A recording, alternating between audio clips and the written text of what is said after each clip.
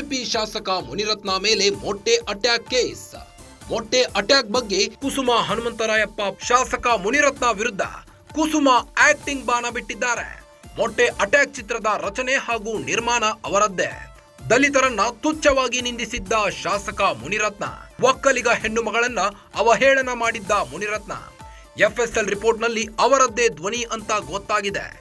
FSL report ಬಳಿಕ ತರಹೇವಾರಿ ನಾಟಕ ಶುರು ಮಾಡಿದ್ದಾರೆ.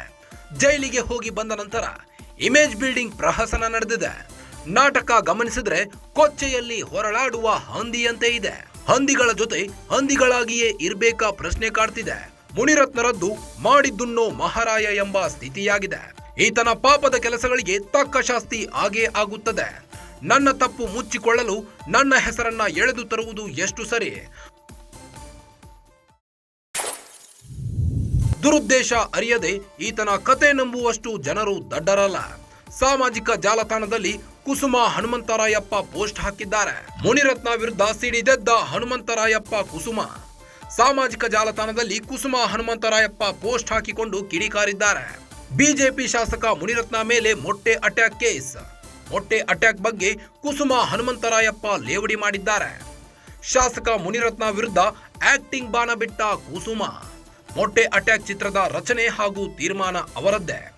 ದಲಿತರನ್ನ ತುಚ್ಛವಾಗಿ ನಿಂದಿಸಿದ್ದ ಶಾಸಕ ಮುನಿರತ್ನ, ಒಕ್ಕಲಿಗ ಹೆಣ್ಣು ಮಗಳನ್ನ ಅವಹೇಳನ ಮಾಡಿದ್ರು. ಎಫ್ಎಸ್ಎಲ್ ರಿಪೋರ್ಟ್ನಲ್ಲಿ ಅವರದ್ದೇ ಧ್ವನಿ ಅಂತ ಗೊತ್ತಾಗ್ತಿದೆ. ಎಫ್ಎಸ್ಎಲ್ ರಿಪೋರ್ಟ್ ಬಳಿಕ ತರಹೇವಾರಿ ನಾಟಕ ಶುರು ಮಾಡಿದ್ದಾರೆ ಮುನಿರತ್ನ. ಜೈಲಿಗೆ ಹೋಗಿ ಬಂದ ನಂತರ ಇಮೇಜ್ ಬಿಲ್ಡಿಂಗ್ ಪ್ರಹಸನ ನಡೆಸಿದ್ದಾರೆ.